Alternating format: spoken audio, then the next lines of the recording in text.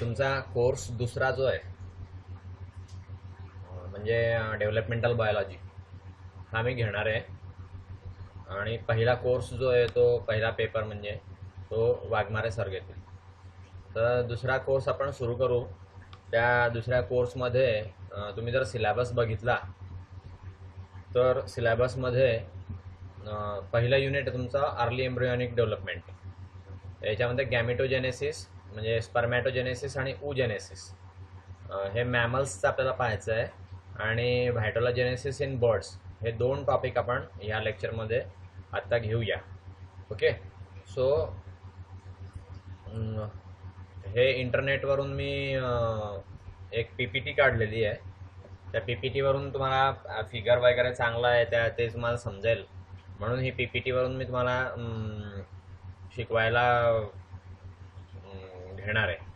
तर आपले जे पुस्तकं आहेत अकॅडमिकचं म्हणा किंवा ते दुसरं एक प्रशांतचं म्हणा, याच्यामध्ये खूप स्पेलिंग मिस्टेक आहे. काही काही ठिकाणी पॅरेग्राफच्या पॅरेग्राफ डबल आलेले आहेत. आणि ते पुस्तकं असे एकदम बारकाईने चांगले असे तयार केले गेलेले नाही आहे. वृंदामध्ये स्पेलिंग मिस्टेक वगैरे नाही आहे, पण वृंदामध्ये भाषा जी आहे ती भाषा खूपच कठीण आहे. ती तुम्हाला समजायला वाचून समजायला फार कठीण जाते. आणि वृंदाने खूप शॉर्टमध्ये दिलेलं आहे. म्हणजे जितकं मटेरियल द्यायला पाहिजे, जितक्या मार्कांचं जे मटेरियल आहे ते मटेरियल जितकं द्यायला पाहिजे तितकं नाही आहे. त्यांनी एकदम शॉर्टमध्ये लिहिलेलं आहे, पण भाषा त्याची खूप कठीण आहे. सो असं प्रत्येक पुस्तकामध्ये काही ना काही कमतरता असल्यामुळे मी म्हणजे आमच्या काळात तर आम्हाला ज्यावेळेस आम्ही FY TY BSc शिकलो त्यावेळेस आम्हाला तर टेक्स्टबुक नव्हतेच. आम्ही पूर्णपणे जे शिकलो ते रेफरन्स बुकवरून शिकलो. म्हणजे आमच्याकडे सिलेबस असायचा आणि तो सिलेबस आम्ही जो आहे तो सिलेबस पाहायचो. आणि तो सिलेबस कुठल्या कुठल्या पुस्तकांमध्ये आहे रेफरन्स बुकमध्ये, तर त्या रेफरन्स बुकमधून तो सिलेबसचा जो टॉपिक आहे तेवढा फक्त काढायचो. बाकी पूर्ण पुस्तक आमच्या काहीच कामाचं नसायचं. जाड पुस्तक असायचं मोठं. आता तुम्हाला इतके बारके बारके टेक्स्ट बुक्स दिलेले आहेत, तो अभ्यास जो आहे तो इतका कमी असूनही तुमचा पूर्ण अभ्यास होत नाही. ही गोष्ट फार दुर्दैवी आहे. आम्ही रेफरन्स बुकमधून पूर्ण टॉपिक वाचायचो आणि रेफरन्स बुक आम्ही पाहायचो. त्याच्यामध्ये आम्हाला दुसरंही बरंचसं भरपूर दिसायचं. तुमच्याकडनं टेक्स्ट बुकचा पण अभ्यास जो आहे तो होत नाही. कोणीच काही नोट्स किंवा लेक्चर झाल्यावरती त्याच्यावरती काही कॉमेंट टाकत नाही, काही प्रश्न विचारत नाही. हे अतिशय वाईट आहे. व्हायवा आत्ता घेतली, व्हायवामध्ये साधे साधे प्रश्न पण तुम्हाला येत नाही. मॅमल्स म्हणजे काय, रेप्टाईल्स म्हणजे काय हे पण तुम्हाला येत नाही. हे अत्यंत वाईट आहे. असं करू नका. तुम्ही अभ्यास केला तरच तुम्हाला आयुष्यामध्ये चांगला त्याचे फळं मिळतील. तुमचा अभ्यास जो आहे तोच तुमच्यामध्ये कॉन्फिडन्स निर्माण करेल. जर अभ्यासच नसेल तर कॉन्फिडन्स तुमच्यामध्ये येणार नाही. आणि मग आयुष्यामध्ये सांपत्तिक स्थिती जी आहे ती चांगली राहणार नाही. आणि सांपत्तिक स्थिती चांगली राहणार नाही तर मग मनशांती पण मिळणार नाही. सगळं जर व्यवस्थित झालं, व्यवस्थित मिळालं तर माणसाला सुख वाटतं. नाही मिळालं, हलाखीमध्ये कष्टामध्ये जीवन काढावं लागलं तर माणसाला फार वाईट वाटतं की बुवा शिकलो आपण, डिग्री मिळून जाते पण तुम्हाला येतं किती हे तुम्ही बघितलं पाहिजे. डिग्रीचा काही प्रॉब्लेम नाही आहे, डिग्री तुम्हाला मिळून जाईल. इकडे तिकडे पाहून कॉप्या करून अमुक ढमुक करून तुम्ही पुढे चालले जाल. पण त्या डिग्रीच्या जोरावरती तुम्हाला जर काही येतच नसेल तर नुसत्या डिग्रीच्या जोरावरती आजकाल तरी प्रायव्हेटमध्ये कोणी नोकरी देत नाही. सगळ्यांना तुमचा मध्ये टॅलेंट किती आहे हे पाहतात आणि मगच तुम्हाला नोकरी मिळते. एकदम इम्पॉर्टंट आणि चांगले टॉपिक UGCने तुम्हाला टाकलेले आहे. डेव्हलपमेंटल बायोलॉजीमध्ये पूर्णपणे गर्भाची वाढ कशी होते हे तुम्हाला दिलेलं आहे. सो ते अतिशय चांगलं आहे. तुम्हाला डे टू डे लाईफमध्ये उपयोगी पडण्यासाठी पण चांगलं आहे. तर तुम्ही मनापासून अभ्यास करा. तर याच्यामध्ये टॉपिक मी तुम्हाला सांगितलं की बुवा आत्ता मी जो टॉपिक घेतोय या पहिल्या युनिटमधला तो गॅमेटोजेनेसिस म्हणजे स्पर्मॅटोजेनेसिस आणि oogenesis मॅमल्समधलं आणि व्हायटोलोजेनेसिस इन बर्ड्स हा टॉपिक आपण आत्ताच्या लेक्चरला घेऊया. ठीक आहे. सो गॅमेटोजेनेसिस मध्ये इथे फिगर दाखवली आहे बघा. हे जे आहेत हे स्पर्म्स आहेत आणि हा जो आहे तो ओव्हम आहे. ओव्हमला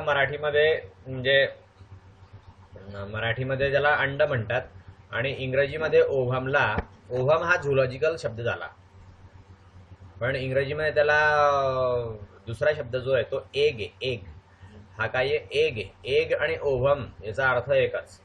ओके, त्यालाच मराठीमध्ये अंड असं म्हणतात. आणि हे जे दिसत आहेत हे स्पर्म्स आहेत. स्पर्म्स म्हणजे शुक्राणू आपण म्हणतो. ओके, तर हे जे आहे ते मेलमध्ये असतात आणि एग जो आहे तो फिमेलमध्ये असतो. ओके, तर यांच्या तयार होण्याच्या प्रोसेसला गॅमेटोजेनेसिस असं म्हणतात. एग किंवा स्पर्म तयार होण्याच्या प्रोसेसला काय म्हणतात? गॅमेटोजेनेसिस. आणि हे गॅमिट्स आहेत. हे काय आहे? गॅमिट्स आहे. हे मेल गॅमिट आहे आणि हे फिमेल गॅमिट आहे. ओव्हम इज अ फिमेल गॅमिट आणि स्पर्म इज अ मेल गॅमिट. तर गॅमेटोजेनेसिसची जी प्रोसेस आहे ही दोन प्रकाराने होते. कोणत्या दोन प्रकाराने होते? तर मेलमध्ये जी प्रोसेस होते तिला स्पर्मॅटोजेनेसिस असं म्हणतात, कारण मेलमध्ये स्पर्म तयार होत असतात. ओके, आणि फिमेलमध्ये जी प्रोसेस होते त्या फिमेलमध्ये होणाऱ्या प्रोसेसला काय म्हणतात? oogenesis म्हणतात, कारण त्याच्यामध्ये ओव्हा तयार केलेला असतो. ओव्हा तयार होतो त्याच्यामध्ये. ओव्हरीमध्ये ओव्हा तयार होतो फिमेलमध्ये आणि टेस्टीजमध्ये स्पर्म्स तयार होतात मेलमध्ये. सो ही गॅमेटोजेनेसिसचे हे दोन प्रकार आहेत. हे डॉक्टर अर्चना राणी म्हणून असोसिएट प्रोफेसर आहे लखनौला, त्यांनी तयार केलेला हा पीपीटी आहे आणि हा मी इंटरनेटवरून काढलेला आहे, त्याच्यावरून तुम्हाला शिकवतोय. ओके, सो गॅमेटोजेनेसिसमध्ये हे दोन प्रोसेस आहेत, स्पर्मॅटोजेनेसिस आणि oogenesis. oogenesisमध्ये ओव्हरीमध्ये ओव्हम तयार होतो आणि स्पर्मॅटोजेनेसिसमध्ये टेस्टीजमध्ये स्पर्म तयार होतात. टेस्टीज या मेलमध्ये असतात, ओव्हरीज या फिमेलमध्ये असतात. हे अतिशय कॉमन गोष्टी आहेत ह्या 5वी 6वीतल्या 8वी 9वीतल्या 10वीतल्या. ह्या तुम्हाला जर FYBSC ला येत नसतील तर तुम्ही तुमचं आयुष्याचं काय होईल ते तुम्हीच बघा. सो दुसरं जे तर ह्या गॅमेटोजेनेसिस मधल्या ह्या दोन प्रोसेस आपण बघितल्या. नाव तीच गॅमेटोजेनेसिसची प्रोसेस जी आहे ती पहिल्यांदा इथे oogenesis दाखवलेली आहे.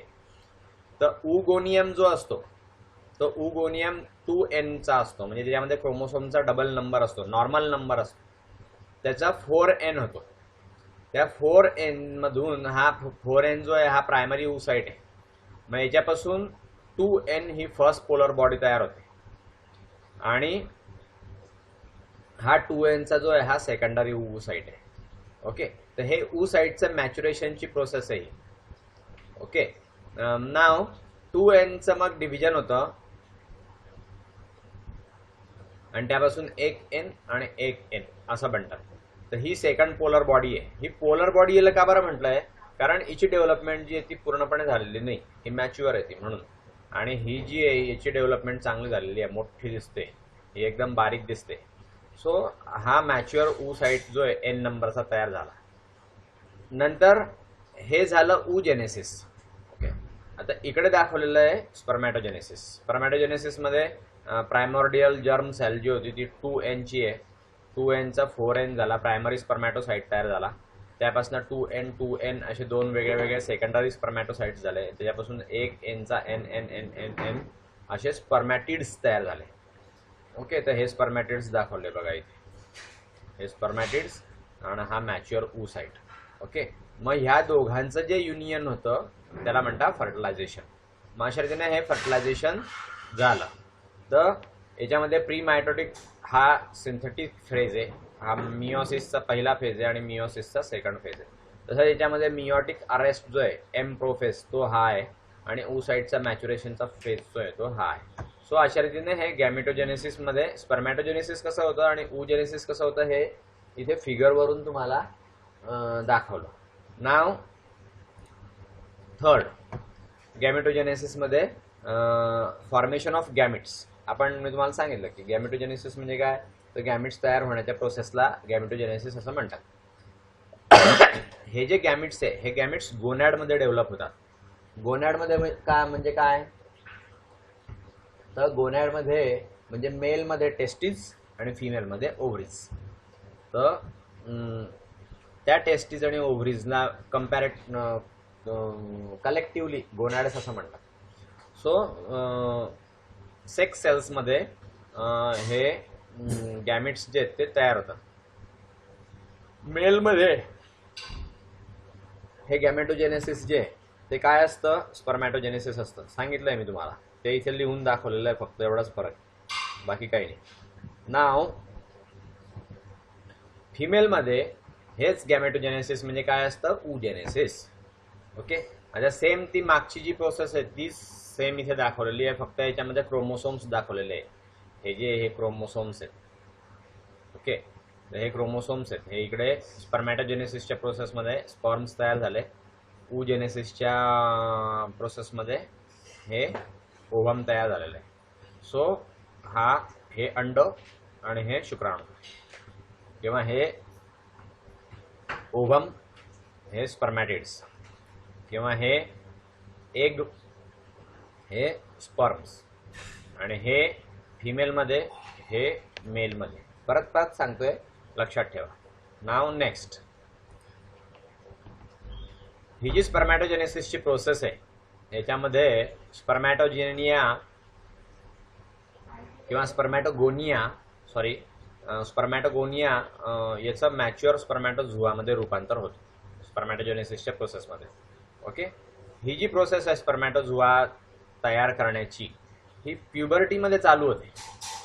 म्हणजे वयाच्या 8व्या 10व्या 12व्या वर्षापर्यंत, काही लोकांच्या 15व्या वर्षापर्यंत स्पर्म्स किंवा ओव्हम तयार होत नाही काही ॲनिमल्समध्ये. प्युबर्टी आल्यावरती म्हणजे मॅच्युरेशन झाल्यावरती मग टेस्टिस आणि ओव्हरीज या ॲक्टिव्ह होतात आणि त्या गॅमेट्स तयार करायला सुरुवात करतात. तर त्याला म्हणतात, ज्यावेळेस ते गॅमेट तयार करायला सुरुवात करतात त्यावेळेस म्हणतात की प्युबर्टीची स्टेज आली. ओके, तर प्युबर्टीची स्टेज आल्यावरतीच टेस्टिसमध्ये आणि ओव्हरीजमध्ये स्पर्म्स आणि एग तयार होतात, हे लक्षात घ्या. स्पर्मॅटोझुआ जे आहेत ते सेमिनिफेरस टिब्यूलच्या वॉलमध्ये तयार होतात टेस्टिसमध्ये. टेस्टिसचा हा एक भाग आहे सेमिनिफेरस टिब्यूल्स. ओके, त्याच्यामध्ये हे तयार होतं. सो इथे बघा सेमिनिफेरस टिब्यूलचा क्रॉस सेक्शन दाखवला आहे. एपिडिडायमिस इथे दिसते, टेस्टिस दिसते, आणि याचा हा मोठा भाग आहे, आणि त्याचा हा सगळ्यात मोठा भाग आहे. इथे तुम्हाला प्रायमॉर्डियल जर्म सेल जी ती ही दिसते, स्पर्मॅटोगोनियम डिप्लॉइड हा इथे दिसतोय. ओके, मग याच्यामध्ये मायटोटिक डिव्हिजन होतं, त्याच्यामध्ये प्रायमरी स्पर्मॅटोसाइट तयार होतो डिप्लॉइड. ओके, आपण मियोसिस आणि मायटोसिस हे पूर्णपणे वेगळं आपण शिकलेलो आहे, फक्त त्यात कुठे होतं ते इथे आपण समजून घेतोय. ओके, डिटेलमध्ये आपण मायटोसिस आणि मियोसिस हे वेगळं आपल्याला शिकायला मिळालेलं आहे, आणि पुढे टॉपिकमध्ये पण ते येईल मायटोसिस आणि मियोसिस. तर ते कुठे होतंय हे फक्त पहा, हे स्पर्मॅटोजेनेसिस तुम्हाला मी सांगतोय. तर त्यामध्ये ह्या मायटोसिस आणि मियोसिसच्या प्रोसेसने हे स्पर्म्स तयार होत आहेत. ओके, नाव प्रायमरी स्पर्मॅटोसाइट तयार झाला, हा पण डिप्लॉइडच आहे. नंतर फर्स्ट मियोटिक डिव्हिजन झालं, सेकंडरी स्पर्मॅटोसाइट इथे दिसतोय, इकडे हात काढून दाखवला आहे बाहेर. नंतर सेकंडरी मियोटिक डिव्हिजन झालेली आहे, त्यापासून हे स्पर्मॅटिड्स झाले. हे स्पर्मॅटिड्स इथे दिसत आहे, आणि इथे हे स्पर्म सेल दिसत आहे, हे हॅप्लॉइड आहे. ओके, हे सेकंडरी स्पर्मॅटोसाइट पण हॅप्लॉइड आहे, म्हणजे याच्यामध्ये फक्त एकच एन आहे. डिप्लॉइड म्हणजे 2 एन असलेले. म्हणजे समजा जर 26 क्रोमोसोम्स असतील आणि ते जर 2n असतील तर 1 n किती होईल, त्याच्या निम्मे म्हणजे 13. ओके, सो 13 जे आहेत ते हॅप्लॉइड आणि 26 जे आहेत ते डिप्लॉइड, असं ते असतं. ओके, तर हे इथे स्पर्म्स जे आहेत ते खाली तयार झाले. हे स्पर्म्स जे आहेत ते हॅप्लॉइड असतात आणि ते डिप्लॉइड सेलपासून तयार होतात. हे मियोटिक डिव्हिजनने तयार होते. मियोसिसमध्ये नंबर जो आहे तो अर्धा होऊन जातो. ठीक आहे, मग यांचा म्हणजे स्पर्मचा अर्धा आणि एगचा अर्धा असा दोघे मिळून एक तयार होतो, आणि तो एक मग जो त्यापासून नवीन ॲनिमल डेव्हलप होतो. ठीक आहे, सो नेक्स्ट स्टेजेस जी आहे ही स्पर्मॅटोजेनेसिसची, तर बऱ्याचशा सेल्स आहेत वेगवेगळ्या साईजच्या आणि शेपच्या. तर हे जे सेल स्टेज आहे याला स्पर्मॅटोजेनेसिस म्हणतात.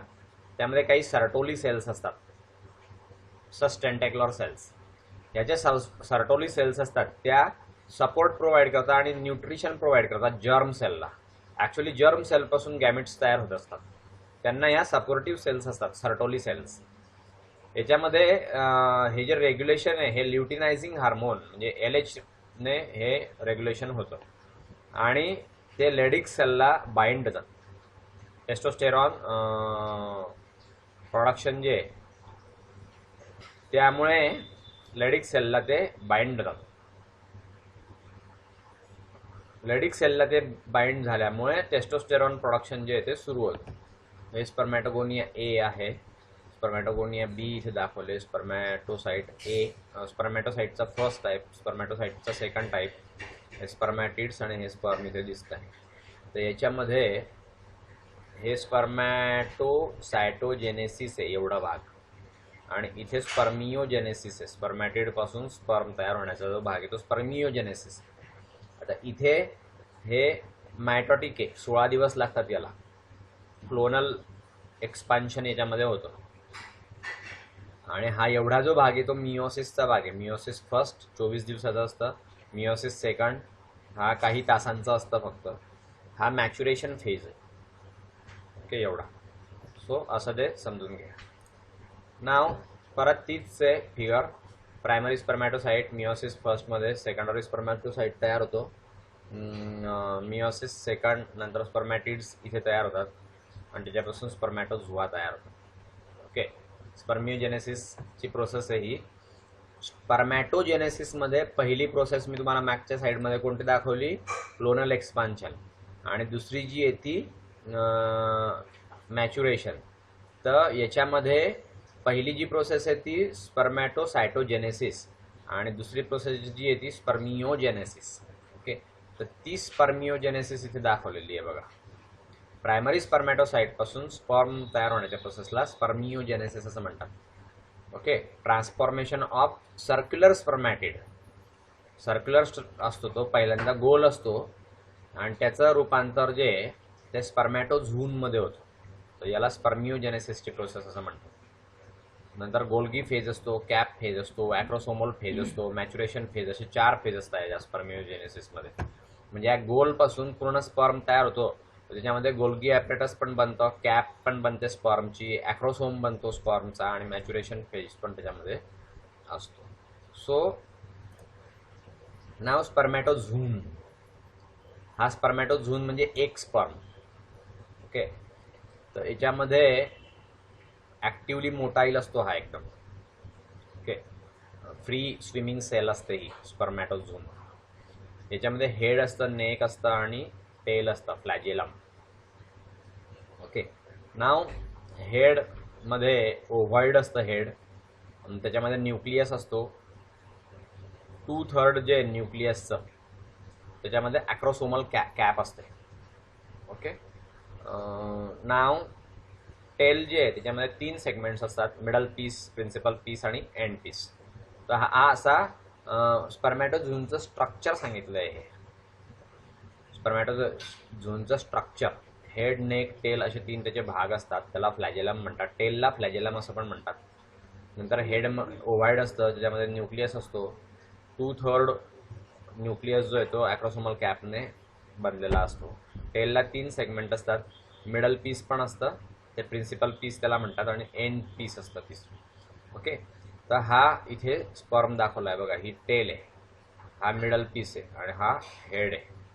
ओके, हा स्पर्म जो आहे हा कुठे तयार होतो, मॅन्युफॅक्चर्ड, हा सेमिनिफेरस ट्युब्यूलमध्ये होतो. सेमिनिफेरस ट्युब्यूल कुठे असते, तर ती टेस्टिकल असते. टेस्टिस कुठे असतात, तर त्या स्क्रोटममध्ये असतात, आणि त्या स्क्रोटममध्ये सेमिनिफेरस ट्युब्यूलमध्ये हा स्पर्म तयार होत असतो. आणि मग इजॅक्युलेशनच्या वेळेस हा जो आहे तो हा पेनिसमधून बाहेर पडतो. ठीक आहे. सो इथे ही पूर्ण फिगर दाखवली आहे, ॲडमने काढलेली फिगर आहे ही, त्याचं म्हणून नाव दिलेलं आहे. Okay, so this is called as spermatozoon. त्याचं आपण स्ट्रक्चर बघितलं. ओके, आणि ते कुठे असतात ते पण बघितलं. नाव oogenesis. oogenesis हे ओव्हरीमध्ये होतं, स्पर्मॅटोजेनेसिस हे टेस्टिसमध्ये होतं. स्पर्मॅटोजेनेसिस हे मेलमध्ये होतं, oogenesis हे फिमेलमध्ये ओव्हरीमध्ये होतं. हे परत परत सांगतोय. FYBSC ला आल्यावरती पण टेस्टिस मेलमध्ये असतं का फिमेलमध्ये असतं हे विचारल्यावरती तुम्हाला जर नाही आलं तर तुम्ही कपामध्ये पाणी घ्या आणि त्याच्यामध्ये जीव द्या. ओके, FYBSC ला आल्यावरती पण जर तुम्हाला नाही आलं की बुवा मेलमध्ये टेस्टिस असतात का फिमेलमध्ये असतात तर तुम्ही तुमचा विचार करून घ्या. अभ्यास करणं अत्यंत आवश्यक आहे. oogenesis जे आणि ह्या अतिशय महत्त्वाच्या गोष्टी आहेत, डे टू डे लाईफमध्ये उपयोगाला येणाऱ्या गोष्टी आहेत, म्हणून तुम्हाला मी एवढं कळकळीने सांगतोय. सो oogenesis जे ते ओव्हरीमध्ये होत असतं आणि फिमेलमध्ये होत असतं. तर ह्या ओव्हरीज ज्या आहेत त्याच्यामध्ये ओव्हिडक्ट्स असतात. ओके, हे oogenesis जे आहे ते जन्माच्या आधीपासून सुरू होत गेलेलं असतं. ओव्हरीमध्ये कॉर्टेक्स असते आणि मेडुला असतो. दोन भाग असतात ओव्हरीमध्ये, कॉर्टेक्स आणि मेडुला. oogenesis जे आहे हे कॉर्टेक्समध्ये होत असतं. oogonia ज्या आहेत ह्या एकदम अर्ली स्टेजमध्ये तयार होतात, जन्माच्या पण आधी, आणि त्याच्यानंतर ते मल्टिप्लाय होत नाही. ओके, तर हा इथे फिगर दाखवला आहे. प्रायमॉर्डियल जर्म सेल ही, ज्याला उगोनियम म्हणतात, डिप्लॉइड आहे हा. त्यापासून प्रायमरी oocyte तयार झाला. रेस्टिंग फेज आहे हा, फर्स्ट मियोटिक डिव्हिजन. नंतर सेकंडरी oocyte तयार झाला. फर्स्ट पोलर बॉडी आहे ही.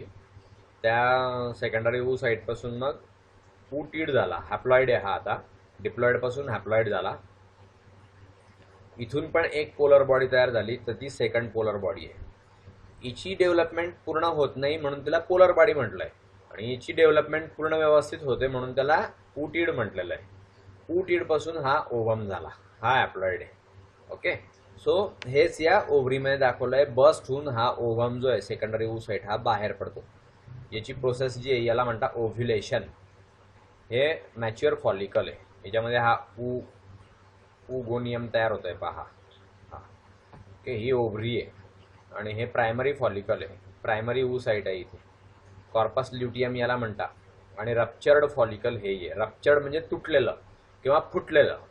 ते फॉलिकल जे आहे ते रप्चर्ड झालं आणि त्यातनं हा सेकंडरी oocyte जो आहे तो बाहेर पडला. फिगरमुळे तुम्हाला चांगलं समजेल म्हणून मी त्या पुस्तकाच्या ऐवजी हे आता असं PPT वरून, बरं झालं ते पुस्तक नाही सापडलं, तुम्हाला चांगल्या फिगर्स आणि चांगलं कंटेंट जे आहे ते शिकायला मिळतं याच्यावर.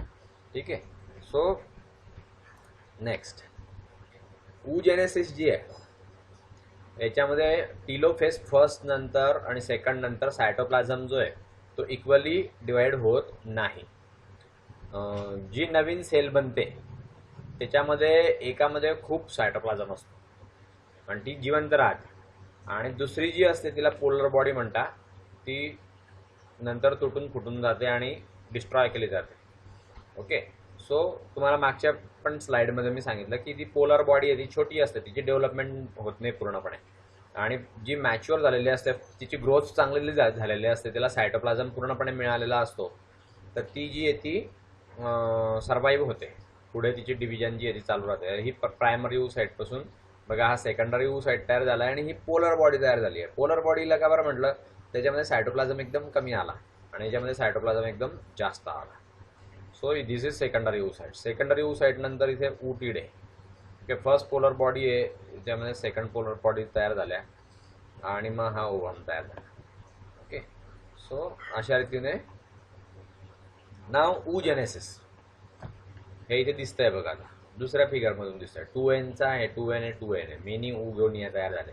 पहिल्यांदा oogoनियम एकच होता, त्यापासून बरेचसे oogonia तयार झाले. मग ग्रोथ आणि डिफरन्शिएशन झाला. ओके, हे सगळं बिफोर बर्थ आहे. तर 2Nचं जे त्याचं डिफरन्शिएशन झालं, चांगलं ग्रोथ झाली. हा प्रायमरी oocyte आहे. ओके, ओव्ह्युलेशनच्या काही तास आधीची ही स्टेज आहे. ही फर्स्ट पोलर बॉडी आहे, हा फर्स्ट सेकंडरी oocyte. मग इथे ओव्ह्युलेशन झालं आणि तो बाहेर आला, मग इथे पुढे फर्टिलायझेशन झालं आणि मग हा जो ओव्हम आहे हा आला. सेकंड पोलर बॉडी आहे ही डिजेनरेट होऊन जाते, फर्स्ट पोलर बॉडी पण डिजेनरेट होऊन जाते. ओके, आणि ती डिवाइड पण होत नाही पोलर बॉडी. हा ओवम तयार झाला. So this is oogenesis. Now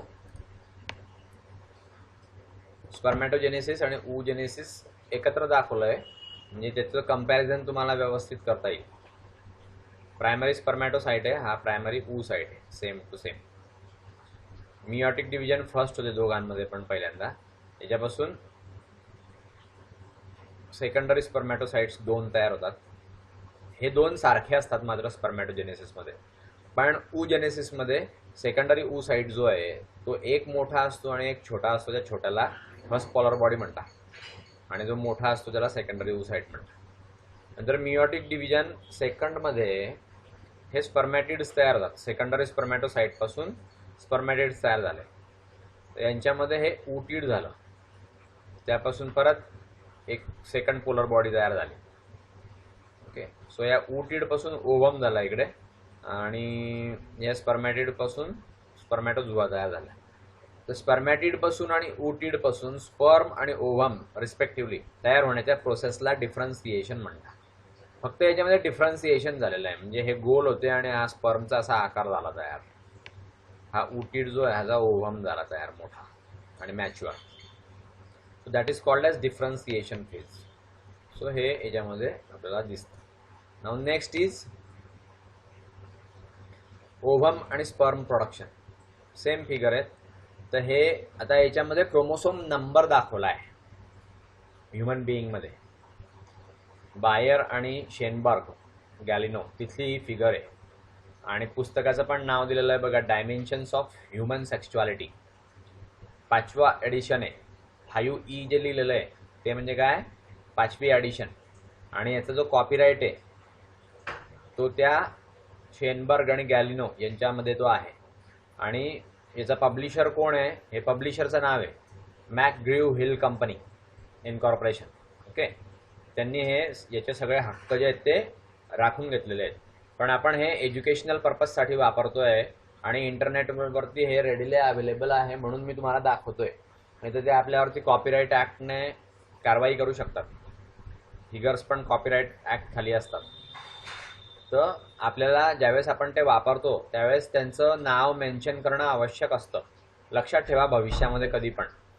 okay, so आणि हे राणी मॅडमने तयार केलेली PPT आहे ती आपण पाहतोय. ओके, सो हा क्रोमोसोम नंबर 46, इथे पण 46 ओव्हममध्ये आणि स्पर्ममध्ये. फर्स्ट मियोटिक डिव्हिजनमध्ये याचा 23 नंबर होतो. ओके, ही पोलर बॉडी आहे आणि ही ओवम आहे.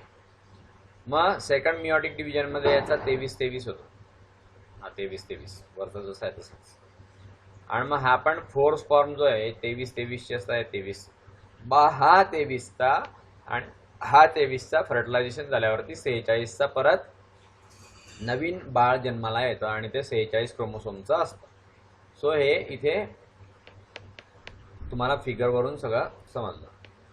नाव याच्यामध्ये बघा, oogenesis जरा डिटेलमध्ये सांगितलेलं आहे. बिफोर बर्थ काय होतं, तर मियोटिक इव्हेंट्स जे आहेत ते oogoनियम म्हणजे याला स्टेम सेल म्हणतात. त्याचं मायटोसिस होतं, त्यापासून मग मायटोसिस नंतर ग्रोथ होते.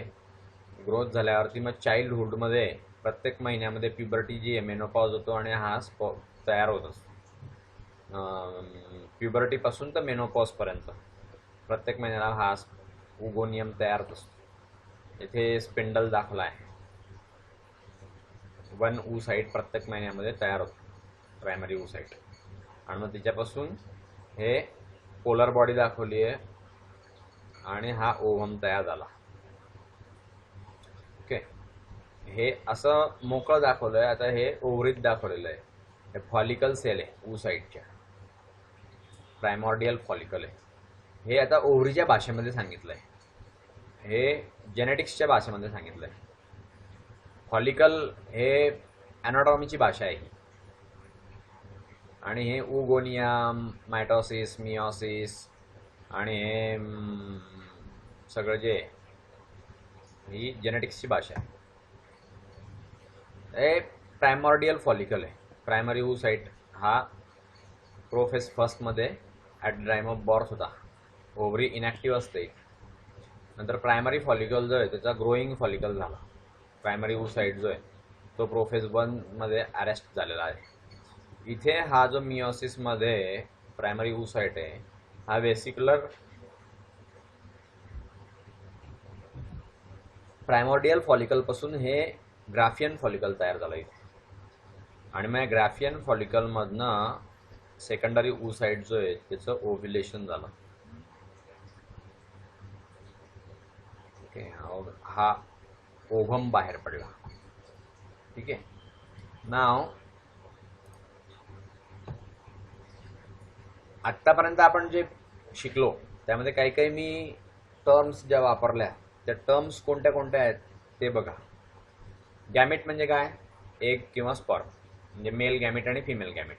एग म्हणजे फिमेल गॅमेट आहे, स्पर्म म्हणजे मेल गॅमेट आहे. सो एग किंवा स्पर्मला गॅमेट म्हणते. गॅमेटोजेनेसिस म्हणजे काय? The process of formation and development of gametes. Gametes तयार होण्याच्या प्रोसेसला आणि त्यांची ग्रोथ होण्याच्या डेव्हलपमेंट होण्याच्या प्रोसेसला गॅमेटोजेनेसिस असं म्हणतात. oogenesis म्हणजे काय? तर एग तयार होण्याच्या प्रोसेसला oogenesis म्हणतात. स्पर्मॅटोजेनेसिस म्हणजे काय? स्पर्म तयार होण्याच्या प्रोसेसला स्पर्मॅटोजेनेसिस म्हणतात.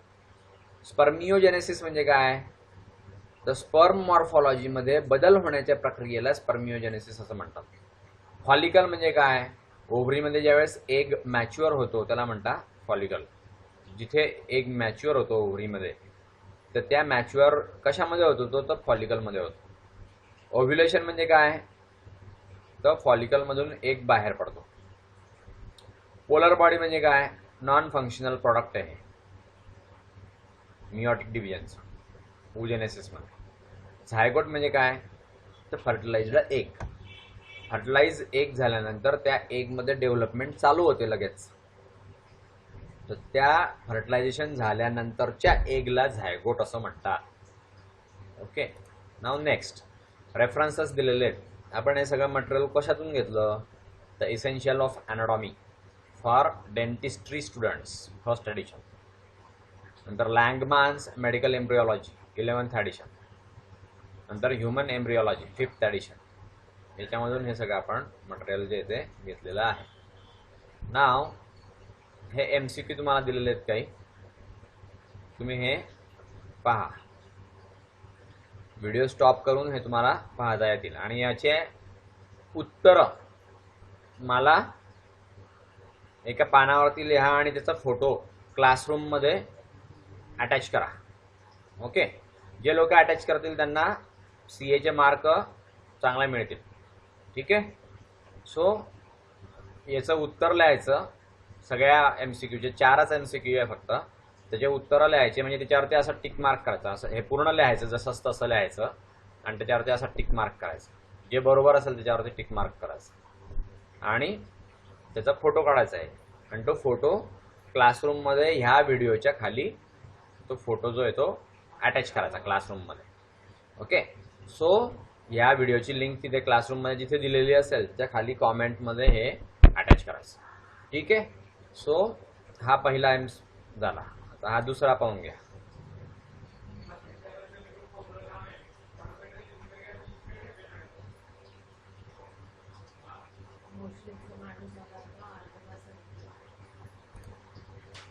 कोण? हा अच्छा नाही थांबव म्हणून झालंय म्हणून जा पटकन पळ.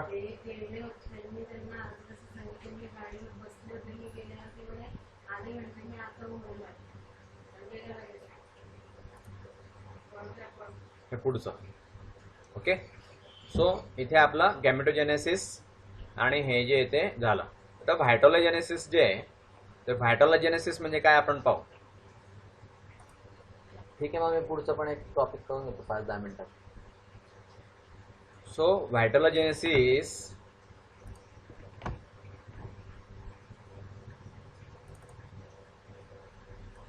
oocyte मधली ही एक स्पेसिफिक स्टेप आहे. ठीक आहे.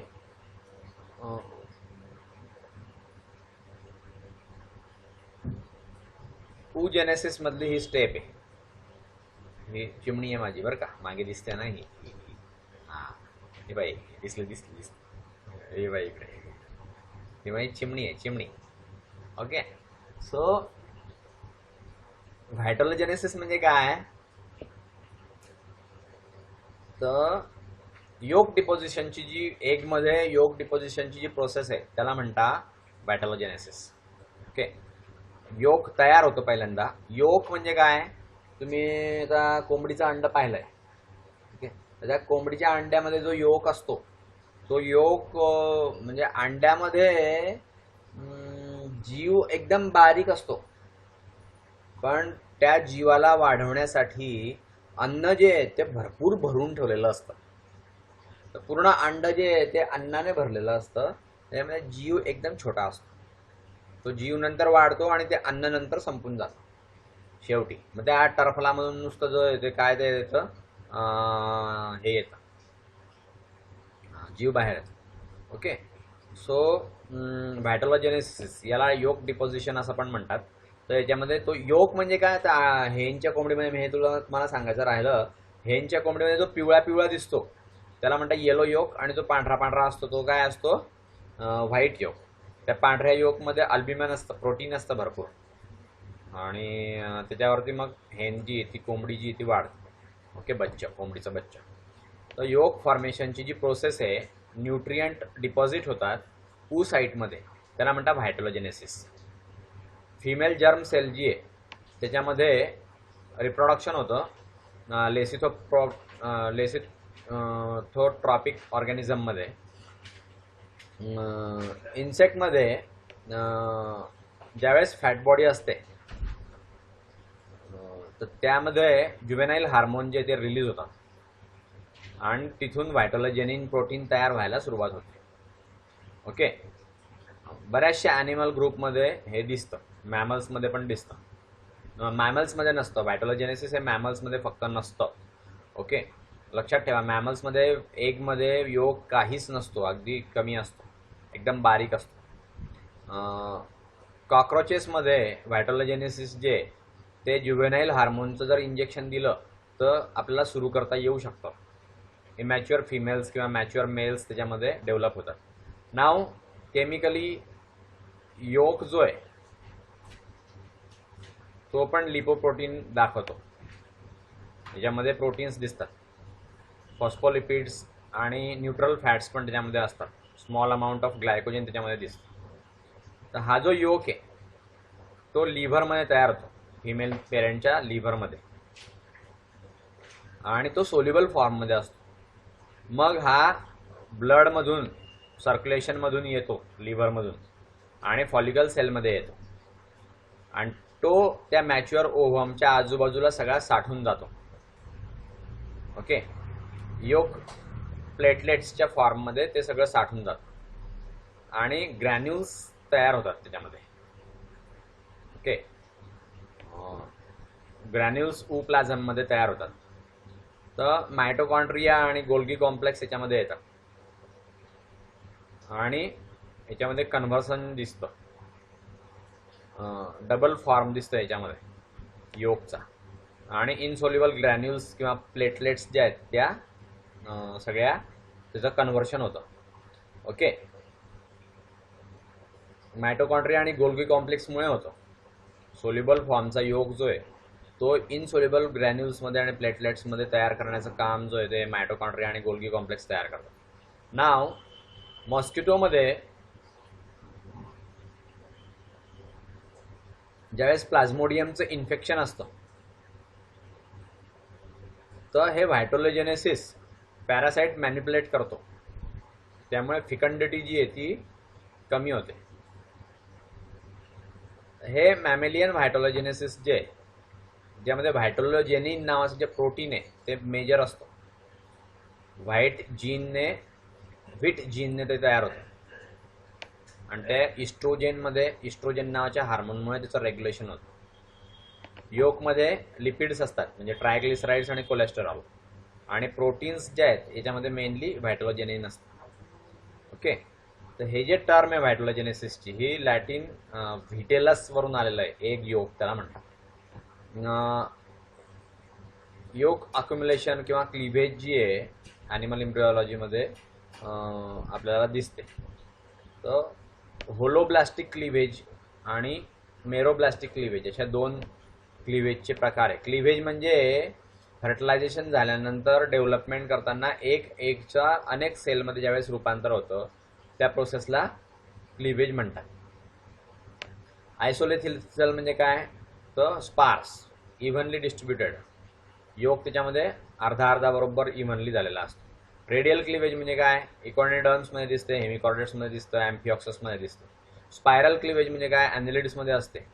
मॉलुस्क आणि फ्लॅटफॉर्म्समध्ये ही स्पायरल क्लिव्हेज असते. स्पायरल म्हणजे असे बाजूबाजूने, रेडियल क्लिव्हेज म्हणजे अशी रेडियल.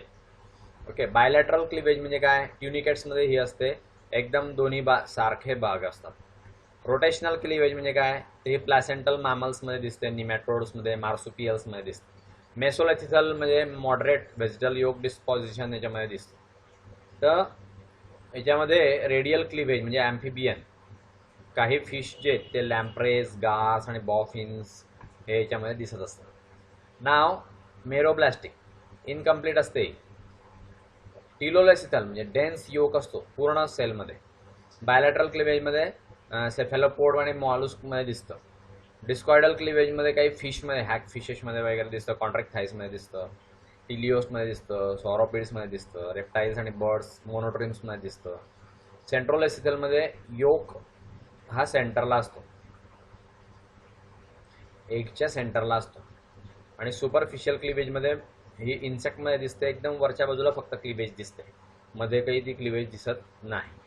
सो अशा रीतीने हे आपण हे रेफरन्सेस दिलेले आहेत, विकिपीडियावरून घेतलेलं आहे मी, हे ओपन लायसन असतं याचा.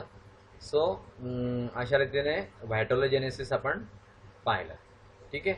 सो नेक्स्ट जे आहे ते पुढचा टॉपिक जो आहे तो नेक्स्ट लेक्चरला पाहूया. आता इथे थांबूया.